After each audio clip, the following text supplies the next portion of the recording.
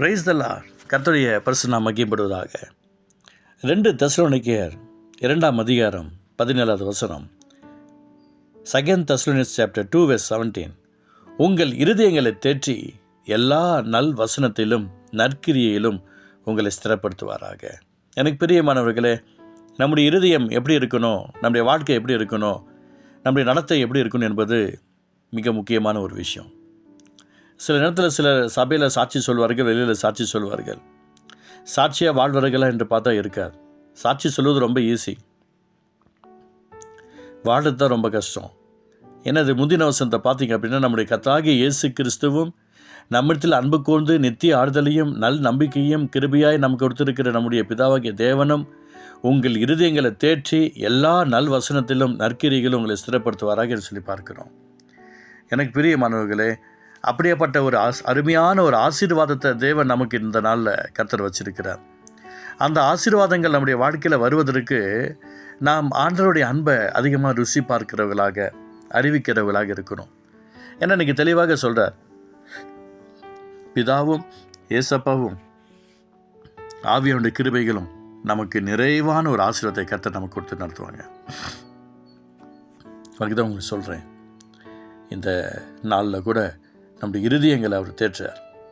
எல்லா நல்வசனத்திலும் நற்கிரியிலும் நம்மளை ஸ்திரப்படுத்துவார். சிலருக்கு இந்த நியூ இயர் வரும்போது ஒரு வசனத்தை எடுப்பாங்க. அது ஒரு வசனத்தை பார்த்துட்டு சந்தோஷப்படக்கூடாது. பைபிளில் நம்ம சொல்லப்படுகிற எல்லா வசனமும் நமக்கு ஆசுதமாக இருக்கணும், நம்மை தகுதிப்படுத்தணும். அது நற்கிரியைகள். நமக்கு நற்கிரியைகளில் நம்ம ரொம்ப வளரணுங்க. நல்லது செஞ்சுக்கிட்டே இருக்கணும். அவர் நல்லோர் மேலும் தீயோர் மேலும் மழையை வர்ஷிக்க பண்ணுகிறவர். தேவன் விரும்புகிற விசேஷித்த பாத்திரவான்களாக நம்முடைய வாழ்க்கையை நாம் அர்ப்பணிக்கணும். நம்முடைய இருதயம் தேவன் விரும்புகிற இருதயமாக இருக்கணும். அவருடைய அன்பை ஏற்றுக்கொள்ளுகிற இருதயமாக இருக்கணும். அவருடைய நாமத்தை மகிமைப்படுத்துகிற இருதயமாக இருக்கணும். அவருக்காக ஓடுகிற இருதயமாக இருக்கணும். ஒரு ஆமைன்னு சொல்ல மாட்டேங்கிறீங்க.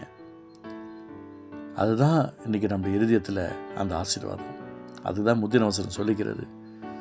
நம்முடைய கர்த்தராகிய இயேசு கிறிஸ்துவும் நம்மிடத்தில் அன்பு கூர்ந்து நித்திய ஆறுதலையும் நல் நம்பிக்கையும் கிருபையாய் நமக்கு கொடுத்திருக்கிற நம்முடைய பிதாவாகிய தேவனும் உங்கள் இருதயங்களை தேற்றி எல்லா நல் வசனத்திலும் நற்கிரியிலும் உங்களை ஸ்திரப்படுத்துவாராக.